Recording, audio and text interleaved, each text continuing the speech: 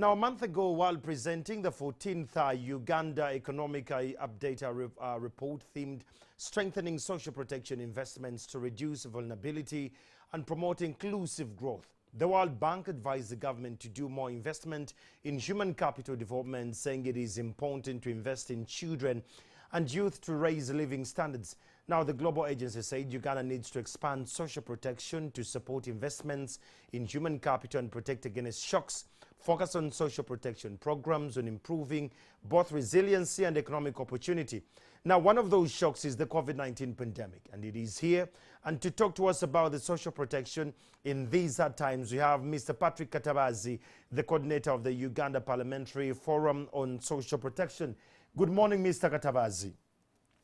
Good morning, Andrew. How are you doing? Well, I'm holding up, Seth. I hope you're equally holding the same. Yeah, we are doing quite fine in the lockdown. Okay.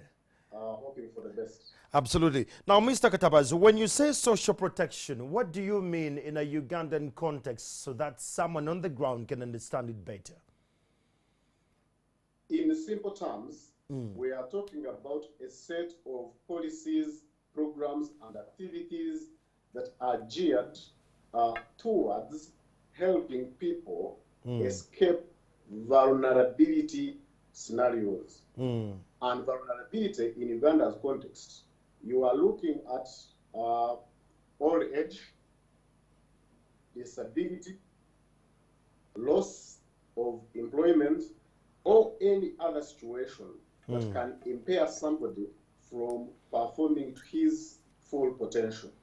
In short, that's what we call social protection. I understand. Now, social protection plays a great role in supporting households in investment with regards to human capital through better nutrition and education for children. Now, for building resilience against shocks like the COVID-19 where we are dealing with it, you had the president's definition of the vulnerable people. Are these the only ones who need protection with regards to the president's context of vulnerable? Yes, so I have the president's definition of the people he classified to be vulnerable at this stage. Yes. I've also had quite a number of people giving various definitions. The honorable gentleman who was on air did talk about some cases of vulnerability, but we need to put vulnerability into context.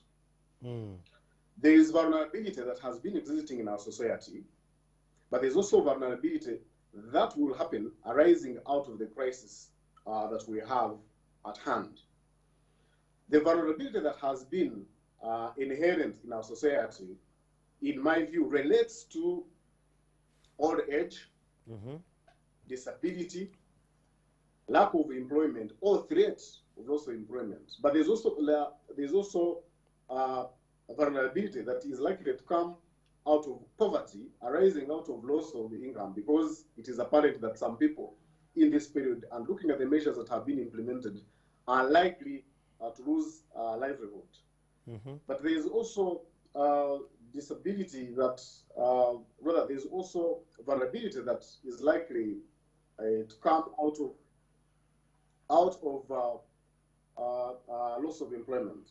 So by and large, the president is saying people who are vulnerable in this situation are people who have lost daily income. These are people who are in border industry, people who are working in bars, people who are working in areas that have been disrupted by these interventions. But for me, I think vulnerability needs to be well understood, and it extends to those the president has described, but also it goes to those people who are living on the edge. You might be getting a monthly income, right? But your company that you are working for, because of this lockdown, might not survive even when this crisis ends. That potentially has a risk that it visits on you as an individual. You might lose a job. That is the vulnerability they're talking about. But also another thing is that there are people who are not necessarily being understood to be vulnerable, but who are living on the edge, who also are likely to face starvation. The interventions that the government has talked about providing food are very good interventions, welcome interventions in this period. But we are only talking about central Uganda. And we're even talking about only for a period of 2 weeks. And yet again, we see the extension being given on 21 days. But even besides that, the question that we should be asking is that, is everybody targeted receiving this intervention? Because sometimes the difference between those that have and those that do not have in Ugandan circumstances can be very, very, very small. So Andrew. Yes.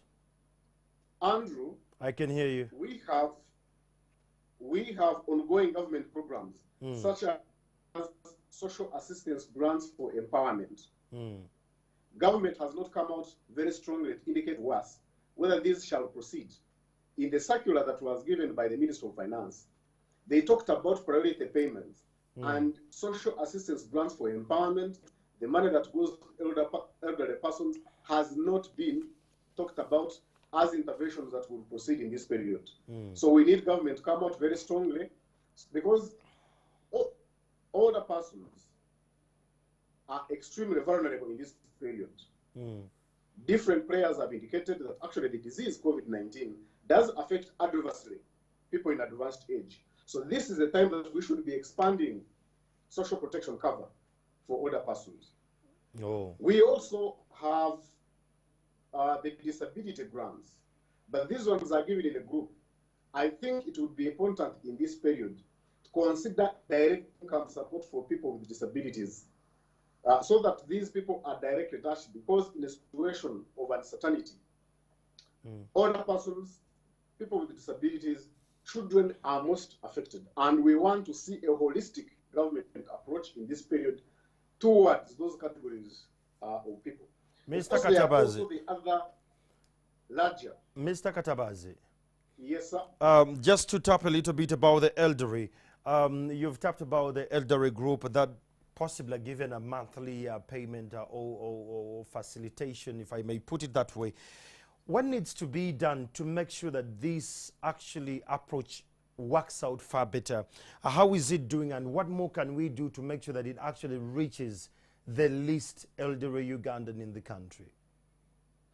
Okay, right now the program started targeting older persons above 65 years in 15 pilot districts of this country. But then when it came to having a national rollout, the age was revised to 80 years. So government does deliver 25,000 shillings to older persons across the country for those who are 80 years and above, and all those who had been on the program before the revision came. So that intervention caters only for 800,000 Ugandans, rather 200,000 Ugandans. We think that this period, government should be focused in ensuring that there are strategies that are COVID-friendly strategies that are put in place, ensure that this money reaches intended beneficiaries, because this is the period where they need it most. And I would have advised governments to also look at expanding coverage beyond 80 to actually reduce the age for a period of 4 months to 60 years, and perhaps even double the grant from 25 to 50,000, so that you have some modest income that goes to this extremely vulnerable category of Ugandans. In my view, if that is done, you are not only looking at giving social protection cover to only 2 million people who are above the age of 60, but you're rather touching indirectly about 10 million Ugandans, because in any case we know that older persons live in our communities, and some of the households on average where they live with about 5 people. So these 5 people become indirect beneficiaries of these grants. So Andrew, for me, I think this would be the time for a holistic approach for social protection interventions. We are not talking about bringing new programs on board, because these interventions have been there. The president did actually say that we're not looking at poverty alleviation now, that can rather wait after the crisis is gone. But here we are talking about inherent existing vulnerabilities that government has been focusing on. And I am saying that this is the time to actually make these programs stronger. And when you look at the other interventions in other countries and what other international players are saying, there's general consensus right now that people need social protection in this period. For those that we have indicated, older persons, for children, for mothers, for disabled, but now we also need to start looking at very strongly at social protection cover for those who are in the informal sector as well. Because if we do not focus on that group right now, it means that we shall be churning out people into extreme vulnerability, even when the crisis has gone under. Absolutely. Mr. Katabazi, what effect do you think the continued lockdown will have on our economy? And should we be worried in any way? So in my view, the economic impacts of the lockdown are going to be felt very strongly. You had 14 days, but people were already complaining.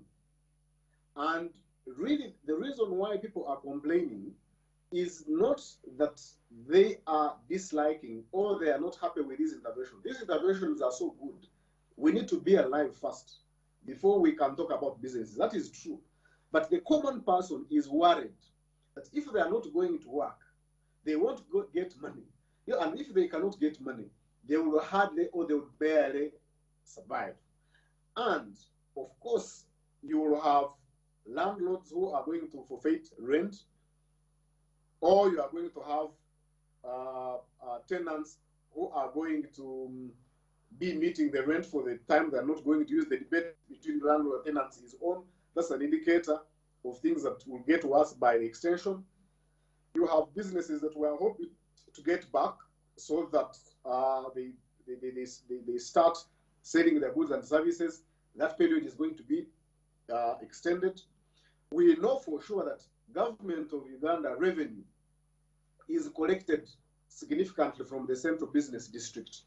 And almost all activities in the central business districts, from banking, insurance, trading, all has been halted by this extension. So extending it further would mean that for the period of March, April, and some parts of May, and I'm assuming that May is going to be the last time that government is going to extend, the slowdown in economic activity will adversely affect even the revenue collection on the side of government. So I know for sure that Uganda, being predominant an agricultural society, we may not be as adversely affected as many other development countries, which rely significantly on money, but that will still also. Yes, Andrew? COVID-19, will it pick up or will it just go down?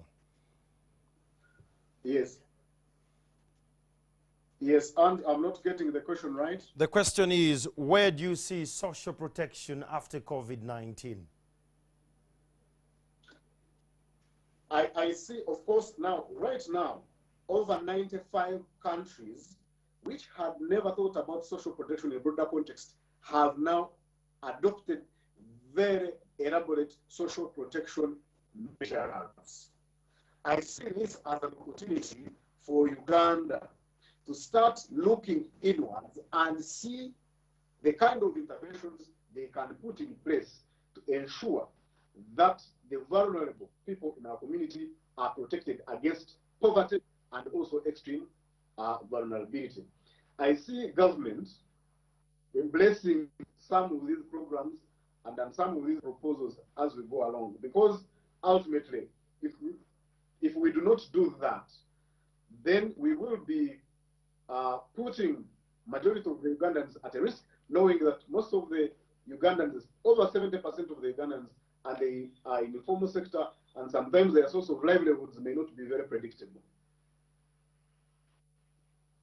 Have you? And please stay home and stay safe. Mr. Katabazi, who happens to be so much into the social protection